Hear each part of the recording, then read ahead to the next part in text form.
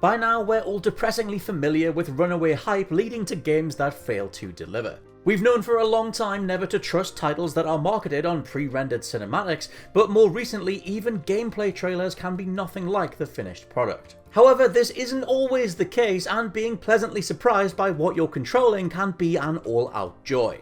Now, we have already gushed about this sort of stuff in the past, and you all let us know some more favourites down in the comments. All great suggestions deserve acknowledgement, so I'm Scott from WhatCulture.com, and these are 9 brilliant video games that surprised everyone, Commenters Edition. Number 9, Alien Isolation.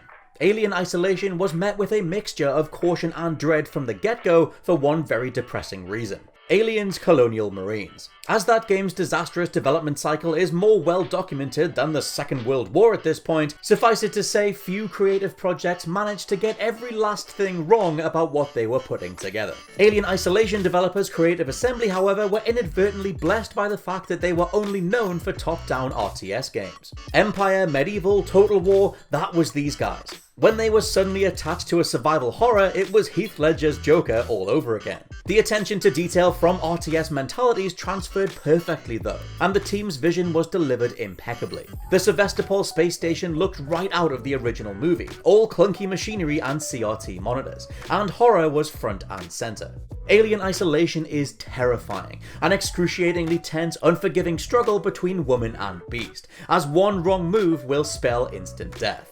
Number 8, Titanfall 2. One of my all-time favourite games, Titanfall 2 skyrocketed into our collective hearts after the relative misfire that was the original. With that first game being tied to the Xbox One at a time when it wasn't selling whatsoever, the game also being multiplayer only just could not bring people in.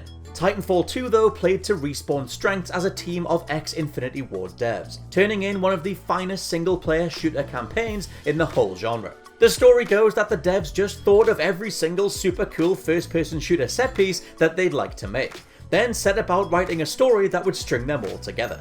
Thus, we got a level set alongside and inside various houses being built, one where you leap between 2 different time periods fighting 2 waves of enemies simultaneously, and a ton of neat character moments like your mech BT-7274 learning to do a thumbs up. Multiplayer 2 is just sublime. On-foot combat is meaty and energetic with wall runs and slides, as grapple hooks and auto-lock machine pistols can be equipped as upgrades. Max out your Titanfall bar and you can call in a mech of your choice to duke things out on an even grander scale. Literally everything about Titanfall 2 is perfect, and come discussions on the best games of the generation, this will be right near my top 10.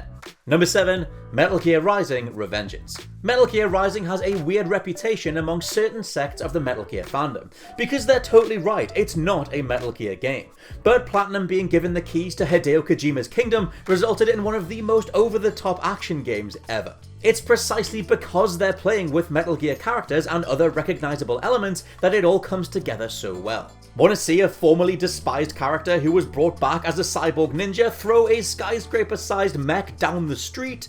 You can. How about fighting someone whose individual limbs are rocket boosted, meaning they'll dodge your sword swipes just by detaching everything at once? Revengeance doesn't care about anything other than a damn fun time, and even its final boss cutscene length is a parody of how verbose and self-serious a Kojima script can be. Yes, going in we were getting a Metal Gear game that was not a Metal Gear game, starring a character a whole generation grew up hating, but Revengeance is easily one of Platinum's finest. Number 6, Dying Light. Despite Dying Light's impressive trailers and marketing material, players were understandably skeptical. After all, we'd all been burned by the promising and mysterious trailer for Techland's previous zombie game, Dead Island. The thought of another similar title with another suspiciously pre-rendered cinematic trailer did not bode very well. The complete opposite was the case though, when Dying Light turned out to be absolutely excellent. The fictional Middle Eastern city of Haran was great fun to traverse, offering limitless climbing potential and an intuitive parkour system.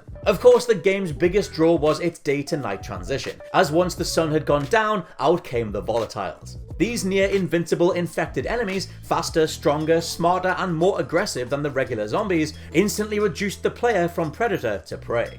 Scrambling for relative safety while looking for ways to make a vertical escape is exhilarating and terrifying in equal measure. Number 5, HELLBLADE: SENUAS Sacrifice. Ninja Theory's Heavenly Sword and Enslaved Odyssey to the West were solid enough 6 out of 10 games that struggled to deliver on epic, sweeping stories that they first promised. Then there was DMC Devil May Cry, which single-handedly buried the IP until 2019's immaculate revival wiped it from history. When HELLBLADE was announced as an independent AAA title made by a team of just 15 people, it was another case of hoping for the best while staying pretty skeptical. Turns out though, by reducing production budgets and really focusing on thematics and character, HELLBLADE was a marvel. Its story revolving around psychosis and mental illness through the filter of Norse mythology was just stunning. New actor Melina Juergens turned in a genuinely Oscar-worthy performance as Senua herself, creating a character nobody who saw her would ever forget. Number 4, Sleeping Dogs. Maybe I'm in the minority, but I always loved the true crime games. It could totally be the Matrix fan in me, but give me twin pistol dives and slow motion martial arts, and I'm sold. The less said about the floating demon boss battle underground though, the better. Still, True Crime's third installment, Hong Kong, eventually turned into Sleeping Dogs, though it came after True Crime Streets of New York wasn't received as well as LA, leading to True Crime Hong Kong being cancelled. Developers United Front weathered a storm of staff layoffs and other difficulties, until finally being bought out by Square Enix. They would go on to recognise the potential of all that unfinished work, rebranding it and getting it over the finish line. Sleeping Dogs was a surprisingly awesome gem, telling a Point Break / Fast and the Furious style story of an undercover cop mixing with the mob, letting you explore a brilliantly arcadey version of Hong Kong with a killer soundtrack. Its core melee combat was Arkham style with visceral bone-breaking moves on top, and you could pull off various environmental finishes just to show off. Number 3, Star Wars Jedi Fallen Order. The beginning and end of this boils down to EA being the all-out villains of the 8th generation. Having acquired the Star Wars license back in 2013, they set about mining the love fans have for the franchise to get the money out. Battlefront 2 was an extortion racket first and playable game second, and they set about cancelling anything that wasn't another platform for content, like Amy Hennig and Visceral's promising Project Ragtag. When Star Wars Jedi Fallen Order was announced, from a developer sitting down in the audience at an event no less, the only thing going for the project was Respawn Entertainment as developers. Thankfully, against all odds and proving that single-player games are viable to the point of getting a sequel and the likes of Squadrons off the ground, Fallen Order is a brilliant Episode 4 channeling tale of a Jedi finding their feet. Utilising a slightly more accessible variation on Dark Souls-like combat, some Metroidvania influences and rewarding exploration, it's a standout title that succeeds in fleshing out the galaxy far, far away. Number 2, God of War 2018. 2018's soft reboot of the successful God of War franchise came as a surprise, not because it followed a bad series, but quite the opposite. The original trilogy on PS2 and PS3 saw wild success, being cited as some of the best action games of all time. With this in mind, when the PS4 sequel / reboot started to be shown off, fans were kinda perplexed. An over-the-top hack and slasher set in ancient Greece was now a serious hairy dad game set in Norse mythology. Kratos' chirpy young son Atreus was met with instant dislike, and the aging grumpy Spartan seemed similarly out of place. Little did we know, however, that not only was this all intentional, minus Atreus, who was immediately toned down in the voice department, as Cory Barlog and Sony Santa Monica made a game about being the aged God of War. Retooling the franchise on a gameplay level, narratively Kratos' remorse over his abhorrent past and relationship to anger only rounded him out as a character. Now we had a meta commentary on the appeal of violence, of the attitudes many of us enjoyed deploying in video games across the 2000s, and of the need to strive for something better. The maturation of not just the character but the game's writers, being that many including Barlog worked on these older games too, spoke volumes. Not taking anything away from God of War's older run, but like Uncharted 4 we now had a character that felt genuinely believable, lifting up that entire body of work and looking to the future. And number 1, BioShock Infinite. It's easy to forget when we talk about how awesome Infinite is overall that in the lead up to launch, industry pundits and fans alike were worried that things weren't going to turn out okay. First up, we had one hell of a messy development, being spread across 5 years with tons of different versions of the game being shown. Powers were being remixed or taken away, even the setting of Columbia wasn't a thing back at the start, as Rapture was initially where the game was headed.